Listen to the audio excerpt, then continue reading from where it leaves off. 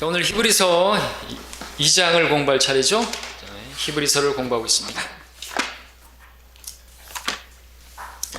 자, 히브리서 2장 시작은 히브리인들에게 주는 경고 그랬습니다. 자, 우리가 히브리서를 공부할 때 정말 주의해야 되고 분명히 짚고 넘어가야 될 것은 우리는 히브리인들이 아니다라는 것이죠. 우리는 유대인이 아니라는 것입니다. 성경을 누가 누구에게 기록했는지를 알아야 되겠죠. 우리는 구약의 성도들이 아닌 것입니다. 그러므로 구약에 있는 교리를, 구약에 있는 어떤 율법을 가지고 우리 신약 교회에게 적용하면 안 되는 것이죠. 신약 성경이라고 해서, 히브리서가 신약 성경 안에 있다고 해서 히브리서를 우리 교회에게 적용해서도 안 되는 것입니다. 물론 이 히브리서 안에는 우리 교회에 관한 말씀이 없지 않습니다. 왜냐하면 예수님의 죽으심 이후에 기록되어진 그러한 서신이기 때문에. 그러나 그럼에도 불구하고 히브리서 1장부터 12장까지는 우리 러크만 주석 성경의 연대기에 보면은 AD 35년이라고 되어 있죠. 13장은 65년, 그러니까 상당히 30년이나 지난 뒤에 바울 서신 그대로 우리가 이렇게 볼 수 있는 13장이 나오는데, 그 전까지의 내용들은 아직도 그 아주 초반, 그 야고보서와 그리고 사도행전 초반부의 그런 내용들을 가지고 있단 말이죠. 과도기적인 책입니다. 우리 과도기라는 말을 이해해야 되는데, 마태복음 같은 경우에는 이제 구약에서 신약으로 넘어오는 과도기에 있는 것입니다. 그렇기 때문에 마태복음 27장 51절에 예수님께서 숨을 거두시고 그렇게 돌아가시기 전까지는 아직은 구약인 것입니다. 그래서 그 안에 마태복음 27장 전에서 교리를 가져오게 되면 안 되는 것이고요. 마찬가지로 히브리서에서도 그런 요소들이 발견되는 것입니다. 그래서 2장의 1절에 보면 히브리인들에게 주는 경고, 그러면서 1절은 이렇게 시작하죠. 이로 인하여 우리가 들은 것들에 대해 보다 간절한 마음으로 주의를 기울여야 하리니 이는 언제라도 우리가 그것들로 하여금 미끄러져 떨어지지 않게 하려 함이로다 라고 말씀을 하고 있습니다. 자, 2장부터 시작이 뭔가 무척 간절하고 또 이 구원에 관한 그 미끄러져 떨어지게 되면 큰일 날 것 같은 그런 말씀이 나오고 있죠. 2장 3절 같은 경우도 우리가 이처럼 큰 구원을 소홀히 여기고서야 어떻게 피할 수 있겠느냐. 뭘 피하는 거예요? 하나님의 심판을 피할 수 없는 것이죠. 구원을 소홀히 여기게 되면, 받은 구원을 소홀히 여기게 되면요, 그 구원에서 미끄러져 떨어져 나가게 되고요, 구원을 잃어버리게 되는 것이에요. 누가요? 히브리인들이요. 언제요? 대환란. 히브리서 1장 2절에서 말하는 것처럼 마지막 날들에 마지막 날들은 대환란을 말하는 것입니다. 바로 하나님께서 통치하시게 되는 그 왕국이 임하기 전 그때의 마지막 날을 말하고 있죠. 그 마지막 날의 대환란 때 유대인들, 바로 이 히브리인, 구원받지 않은 히브리인들이 받은 구원을 그들이 행위로서 지켜야만 하는 것이죠. 그래서 히브리서 6장을 함께 우리가 또 보고 지나가면요, 6장 4절부터 보게 되면요, 물론 예수님의 죽으심이 있는데 불구하고 이런 말씀이 나오는 거죠.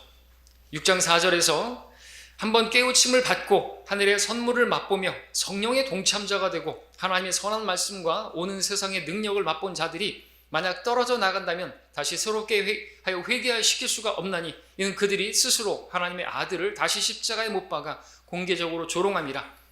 이는 땅이 그 위에 자주 내리는 비를 흡수하여 밭가는 자들에게 적합한 농작물을 내면 하나님께 복을 받으나 만일 가시와 엉겅퀴를 내면 버림을 당하고 저주함에 가까워서 그 마지막은 불사름이 되기 때문이라. 자, 이런 말씀들을 보게 되면 혼란스럽겠죠. 마지막은 불사름이 되게 된다. 열매를 맺지 못하게 되면 던져지게 되고 불지옥 들어가게 된다. 이런 말씀들을, 이걸 어떻게 해결해야 되는 것이죠. 이걸 교회에게 적용하면 안 되는 것이에요. 그렇죠? 분명히 근데 여기 성령의 동참자가 되고 그러는데 이런 말씀을 우리가 어떻게, 그래서 진리의 말씀을 올바로 나누어서 공부하지 않으면 하나님 앞에 부끄럽 당하게 되고요, 이단들 앞에서 부끄러움을 당하게 되는 것입니다. 그래서 우리가 이 공부를 해야 되는 것이죠. 자, 다시 2장으로 와서 보시면요, 그래서 교회가 아닌 것이에요. 교회는, 구원은 믿음으로 받게 되어지는 것이고 그 구원은 절대로 잃어버리지 않는 것입니다. 그러나 마지막 날들에 대환란 때 그들은 마태복음 24장에서 그래서 말씀하고 있지 않습니까? 끝까지 견디는 자는 구원을 받으리라. 그 끝은 생의 끝이 아니라 대환란 기간의 끝까지 그들이 왕국에 들어가기까지 그들은 그 대환란 때 그래서 주기도문을 해야 되는 거죠. 아버지, 왕국이 임하옵시며 악에서 구하여 주시고, 악이 앞에 있어요. 적그리스도가 바로 앞에 있단 말이죠. 그래서 먹을 것을 달라고 기도해야지. 유대인들은 하나님께서 구약에 그렇게 광야에서 만나로 먹이셨던 것처럼 초자연적으로 구약을 받는 것입니다. 계시록에 나오는 것처럼 한때, 두때, 반때, 1260일, 3년 반, 후 3년 반 동안 그렇게 초자연적인 보호를 받는 가운데서 그들이 해야 될 기도가 주기도문이고 그때 그들은 하나님께서 보호하신 가운데서 그렇게 보호를 받는데요. 우리 지금 2장 1절에 보기 전에 지난 시간에 하던 1장 14절에 보게 되면 천사들은 모두 구원의 상속자가 될 자들을 위하여 섬기도록 보내심을 받은 섬기는 영들이 아니냐 그랬습니다. 천사는 영이죠. 천사들은 섬기는 자들이라고 말하고 있습니다. 그리고 이 천사들은 모두 구원의 상속자가 될 자들을 섬기도록 보냄을 받는 자다 그랬습니다. 자, 그렇기 때문에 여기서도 우리는 이 서신이 바로 교회의 서신이 아니라는 것을 확인할 수가 있는데, 그것은 이 사람들은 구원을 상속받는다라는 것이죠. 근데 우리 교회 바울 서신에서, 바울 서신 로마서부터 빌레본서까지 해서 우리에게 구원은 상속이 아니라 뭐라고 말합니까? 구원은 우리에게 선물이라고 말하는 것이죠. 상속이라고 하는 것은 행위와 상관이 있는 것입니다. 이 사람들은 자기들의 행위로서, 자기들의 그 어떤 그 믿음과 행위로서 상속받는 것이에요. 구원을 상으로 받는 것이, 보상으로 받는 것입니다. 그러니까 우리가 아무 상관없는 것이에요. 자, 대환란 때 유대인들은요, 바로 짐승의 표를 받지 말아야 되고 믿음과 행위를 끝까지 견뎌야 하는 것입니다. 그래서 대환란 때 그들은 얼마나 어렵겠습니까? 지금보다 정말 그들의 믿음을 지키기가 어려운 것이죠. 그렇기 때문에 그들에게 천사가 보내져서 그들을 돕는 역할을 하는 것입니다. 이 또 하나님의 자비겠죠. 자, 우리 여기서 이제 행위와 믿음과 행위가 함께 있어야 구원받는다라는 그 말씀을 우리 계시록에서도 한번 보겠습니다. 계시록 12장 17절 가서 보겠습니다. 12장 17절에서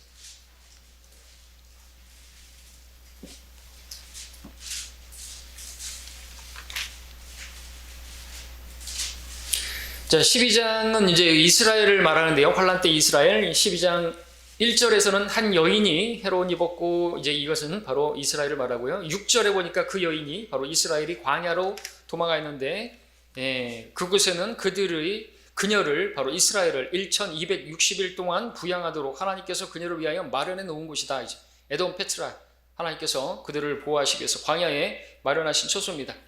14절에 보니까 그때 그 여인이 바로 이스라엘이죠.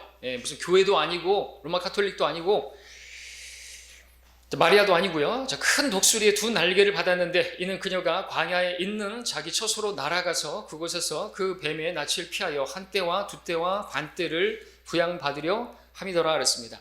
마태복음 24장에서 환란 때 피난하는 일이 그랬죠. 피난하는 일이 겨울에나 안식일에 걸리지 않도록 기도하라 그랬죠.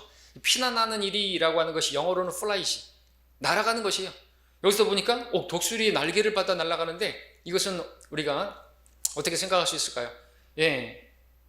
근데 그런 표현이 있죠. 이스라엘이 구약에서도 출애굽할 때 하나님께서 그들을 독수리의 날개로 업어서 데리고 나가셨다 그랬잖아요.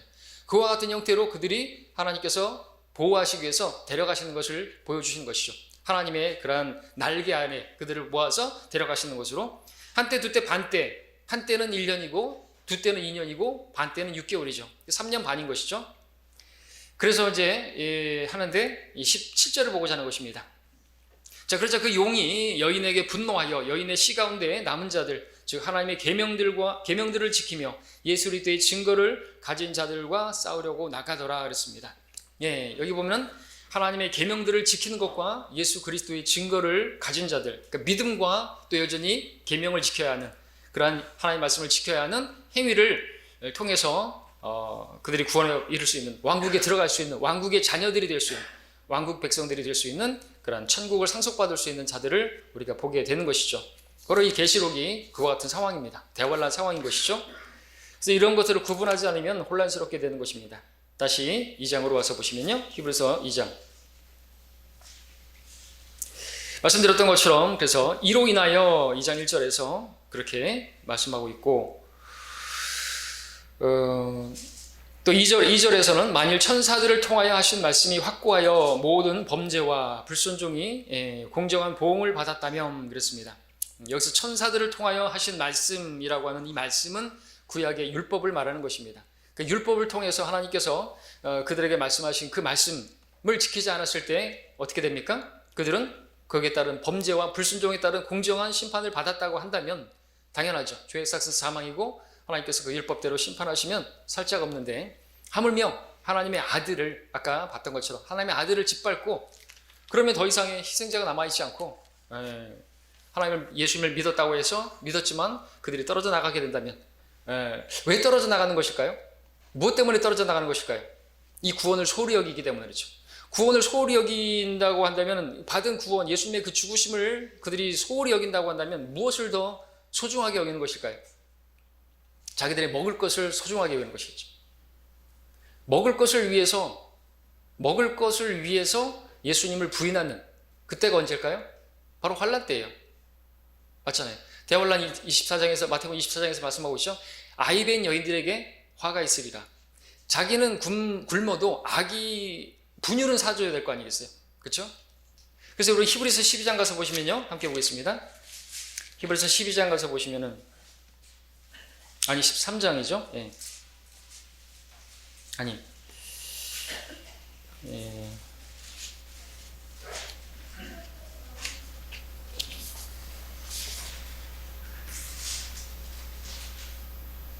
12장 말씀입니다. 16절 가서 보겠습니다. 여러분 잘 아시는 것처럼 바로 에서 12장 16절에서 음행하는 자나 한 그릇 음식을 위하여 장자권을 판 에서와 같이 속된 자가 없도록 하라. 너희가 아는 바와 같이 그 후 그가 축복을 유업으로 받으려고 했을 때 거절당하였으며 눈물로 간절히 구하였지만 회개의 기회를 얻지 못하느니라. 이것을 대환란 때 적용을 해보십시오. 그럼 쉬워지죠.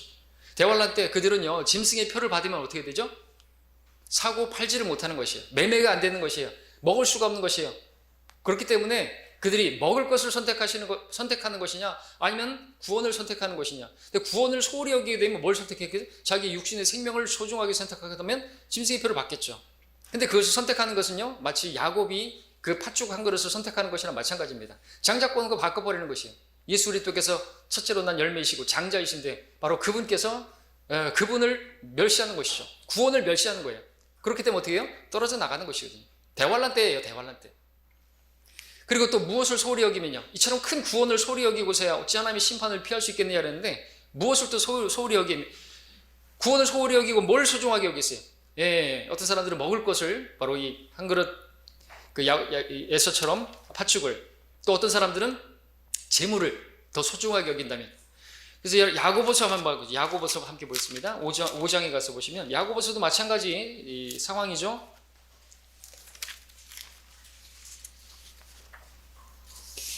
야고보서 5장 3절을 보시면요, 역시나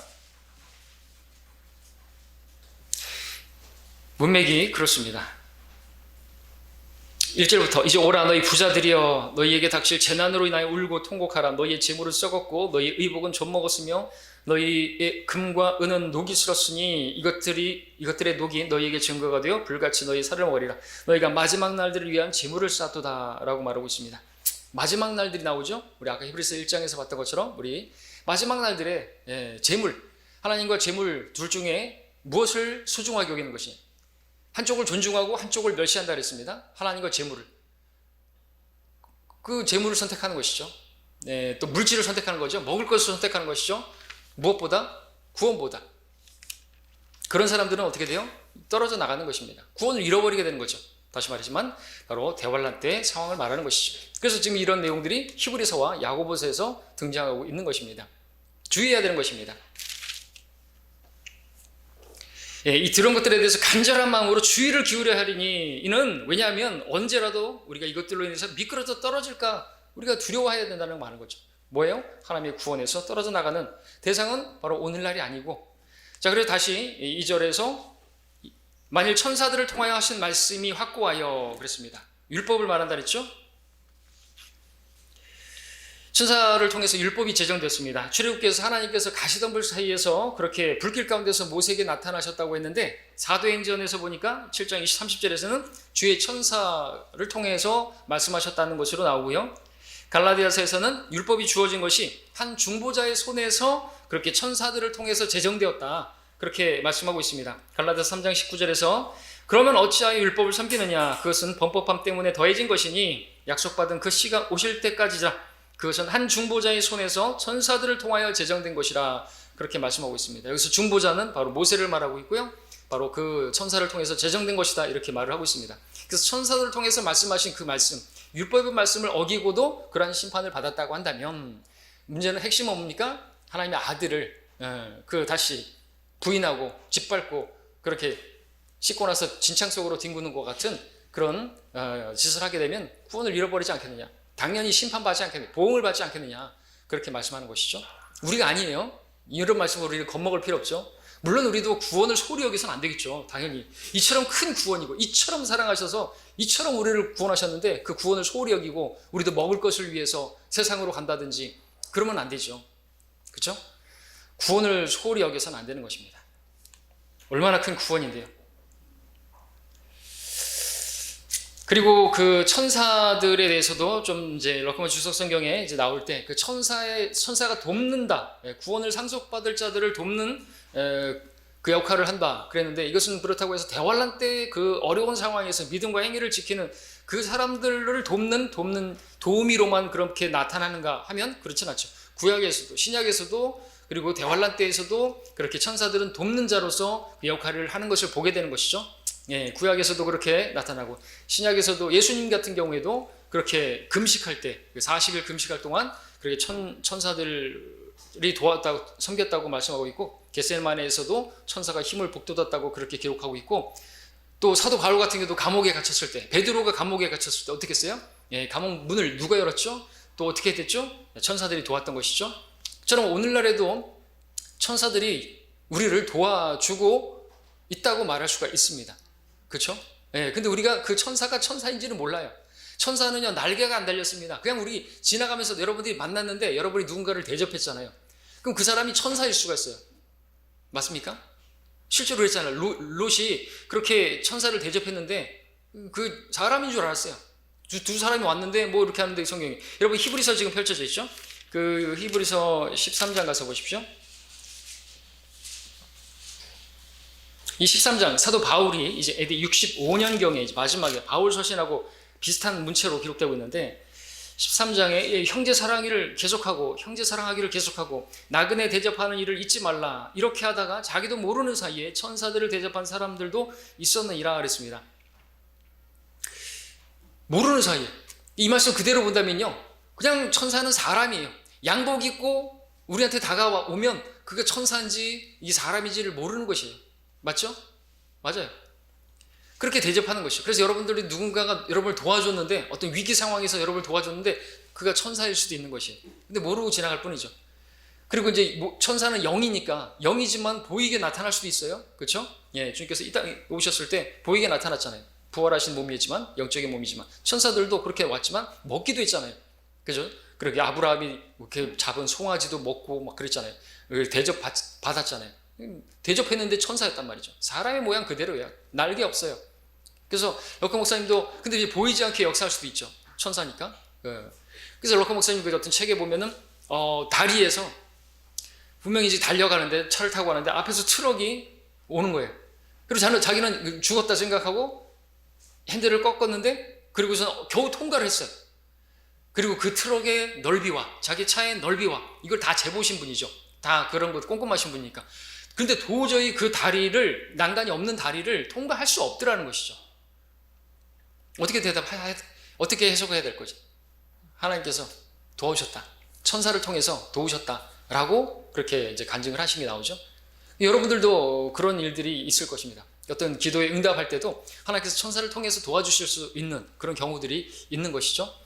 최근에 같은 경우는 제가 지난주에 이제 우리 교회 부지에서 이제 포크랜드로 일을 하고, 일을 다 끝마치고 내려오려는데 핸드폰이 없는 거예요. 핸드폰을 잃어버렸어요. 일 다 끝마치고 다 좋은데 마지막에 핸드폰이 없어요. 컵 홀더에다가 이렇게 핸드폰 넣어놨는데 막 일하면서 떨어져 본 거예요. 묻혀버렸죠. 큰일 났습니다. 아이고, 뭐 공짜폰이니까 문제는 안 되는데 거기에 전화번호들이 있고 이제 그렇잖아요. 기도했죠. 하나님 도와주십시오. 근데 이거 어디 묻혔죠, 당연히. 이거 밟아버렸던지 그랬을 때 기도하고 그리고 올라가서, 근데 반신반의하면서 올라갔죠. 근데 반쯤 묻힌 핸드폰이 딱 저를 기다리고 있는 거죠. 이거는 묻혔어야 되는 거예요. 못 찾는 거예요, 그거는. 근데 기도하고, 전에 제가 지갑 간증했잖아요. 지갑 잊어버렸을 때 막 찾으려다 못 찾았는데 기도하고 찾으니까 바로 3초 안에 찾았다고. 하나님이 도우시는 거죠. 그 기도 응답인 것입니다. 예, 기도 응답할 때 하나님께서 그렇게 천사를 통해서 우리에게 보여줄 수 있도록 그렇게 여기 있어 하고 보여주시고, 묻혀있던 게 갑자기 핸드폰이 삐쭉 나와가지고 반으로 이렇게 보여줄 수도 있는 것이잖아요. 이게 믿음의 문제입니다. 그렇죠? 자, 하나님께서 그렇게 응답해 주시는 겁니다. 하나하나 그런 부분들에서. 자, 그래요. 그 다음에 우리가 볼 것은 이제 2절에 넘어가고 이제 3절에서 우리가 이처럼 큰 구원을 소홀히 여기고서야 어떻게 피할 수 있겠느냐 말하고 있습니다. 마지막 날들에 사는 구원받지 않은, 구원은 받았다고 할 수 있지만 히브리인들에게 말하는 것입니다. 구원을 소홀히 여긴다면 안 되는 것이죠. 그리고 이제 3절에 계속해서 읽으면 이 구원은 맨 먼저 주께서 말씀하기 시작하신 것이요 그분께 들은 자들에 의해서 우리들에게 확증되었으니 라고 말하고 있습니다. 그러면서 하나님께서도 자신의 뜻에 따라 표적들과 이적들, 다양한 기적들과 성령의 은사들로서 그들에게 증거하셨느니라 말씀하고 있습니다. 자, 그래서 이 구원이라고 하는, 이 구원의 복음이라고 하는 것은 우리가 받은 구원의 복음과는 다른 부분이 있습니다. 어떤 부분이 다르냐니까 이것은 지금 4절에서 말하고 있던 것처럼 하나님께서 표적과 이적과 다양한 기적과 함께 증거된 구원의 복음이다라고 하는 것이죠. 그리고 그것은 3절에서 하반절에서 봤던 것처럼 주께서 맨 먼저 말씀하기 시작하신 것이고 그분께 들은 자들 곧 12사도를 통해서 그렇게 들어지고 그 12사도들은 무엇과 함께 증거됐습니까? 따르는 표적들과 함께 확증에 따랐죠. 표적과 함께. 이것은 무슨 복음이에요? 왕국 복음이에요. 천국 복음이에요. 여러분들이 구원받았을 때 어떤 따르는 표적이 있었던 것인가요? 기적이 있었습니까? 구원받자마자 막 어떤 사람들은 뭐 치유받은 것을, 뭐 병 고침 받은 것을 가지고 자기가 간증하면서 자기가 구원받았다고 말하지만 그런 건 아닌 것이에요. 그런 시대는 바로 예수님께서 계셨을 때고 사도들에 의해서 여러분 따르는 표적을 통해서 확증한다. 지금 여기서 보고 있는데 마가복음 16장 가서 보시면요. 마가복음 16장 가서 보겠습니다.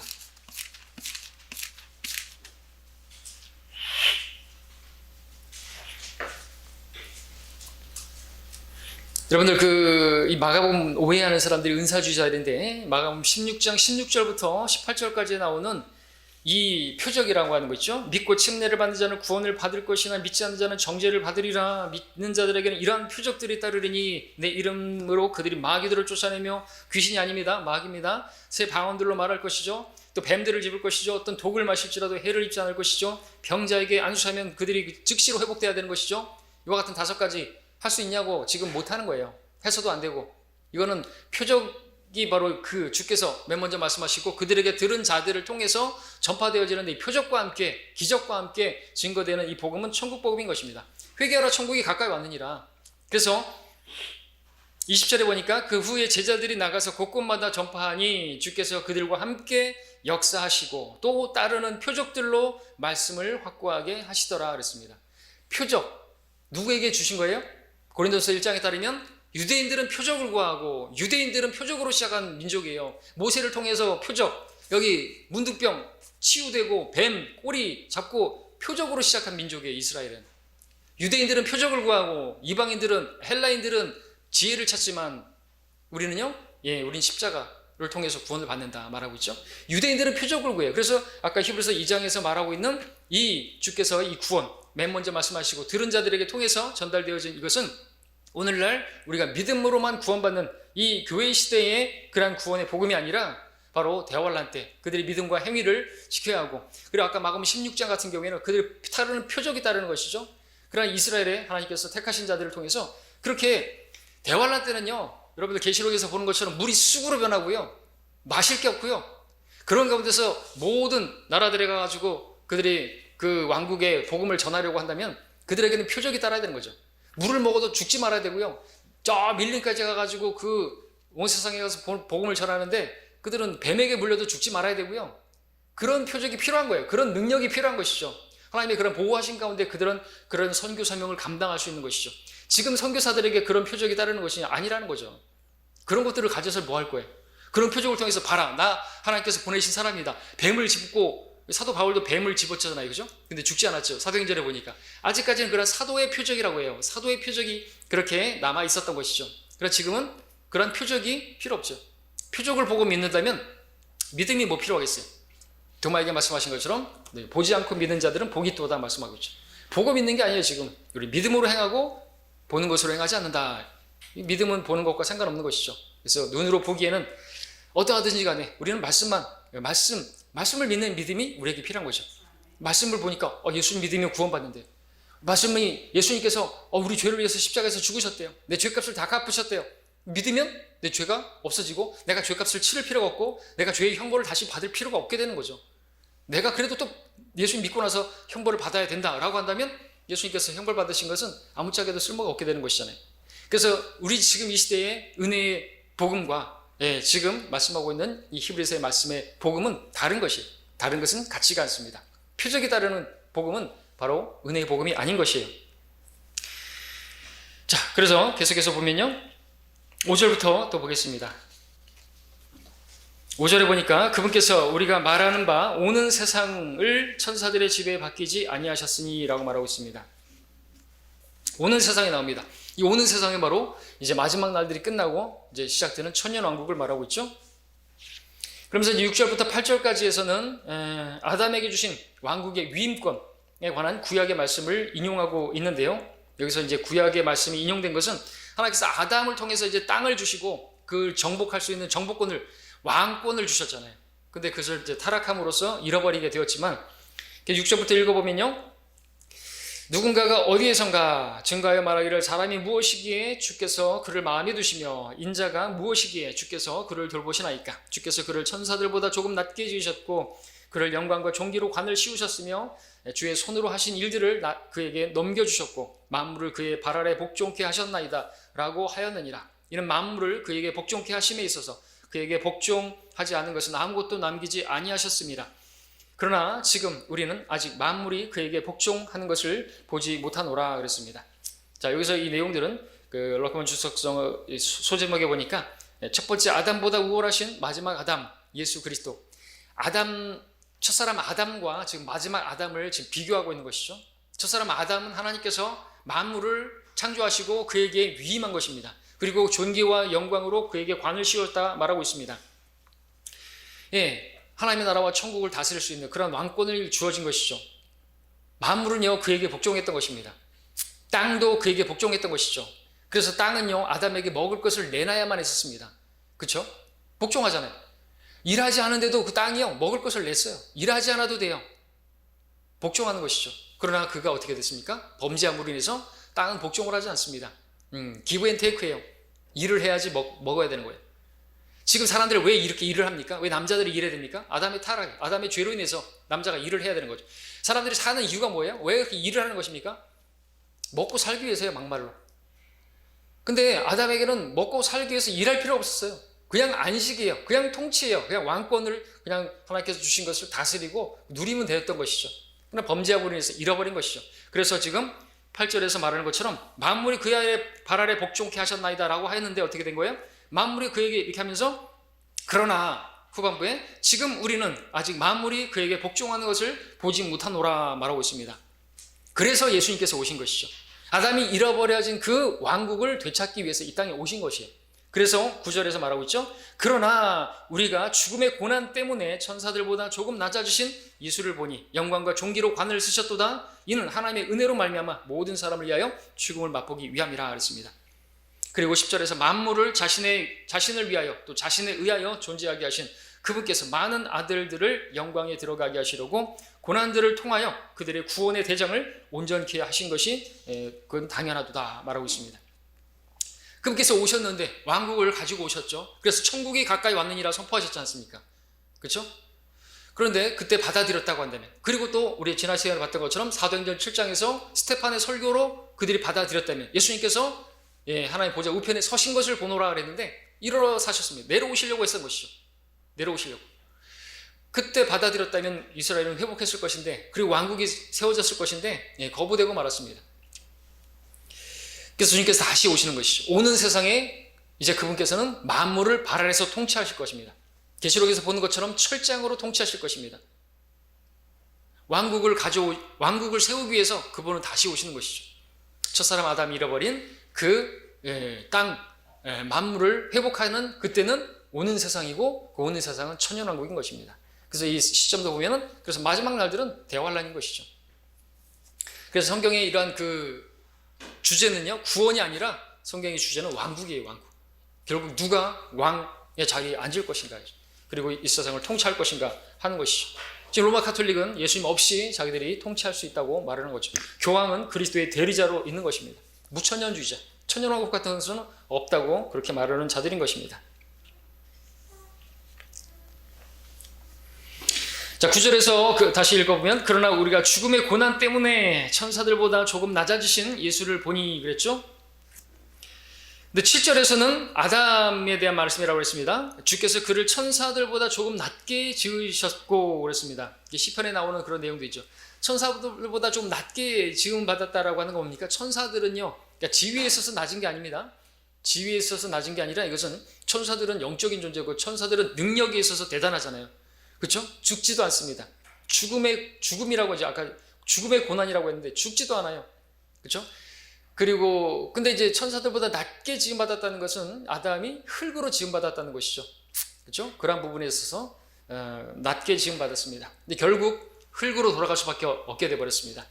근데 이제 여기서 9절에서는 바로 예수 그리스도를 말하고 있는데 그분께서는 천사들보다 조금 낮아지신 예수를 보니라고 말하고 있습니다. 그분은 하나님과 동등하신 분이신데 그분께서 그 지위를 내려놓으시고 천사들보다 낮아지셨는데, 아담은 흙으로 지음받았기 때문에 천사들보다 낮게 지음받았고, 예수님께서는 바로 사람의 모양으로 이 땅에 오셨기 때문에, 인간으로 오셨기 때문에 천사들보다 낮아지셨다라고 말하는 것이죠. 흙으로 지음받은 인간의 모습으로 이 땅에 오셨기 때문에 낮아진 것이죠. 왜냐하면 주님께서 이 땅에 오셔가지고 해결해야 될 문제가 있었던 것이죠. 죽음의 고난의 문제. 죄인들 죽음을 두려워하는 10에서 12장 5절에 보시면, 2장 15절에 보는 것처럼 죽음을 두려워함으로 평생을 노예로 속박해 있는 자들을 놓아주시려고 하는 이 문제도 있는 것입니다. 왕국을 세우시려고 하는데 이 죄 문제가 있는 것이죠. 그래서 회개하라는 말씀도 선포했었던 것이고, 그래서 이 문제가 해결돼야지 죽음의 문제가 해결되기 때문에, 그래야 그들에게 영원한 왕국의 예수님의 또 통치가 있을 수가 있기 때문에 이 문제를 해결하고자 하셨던 것이고요.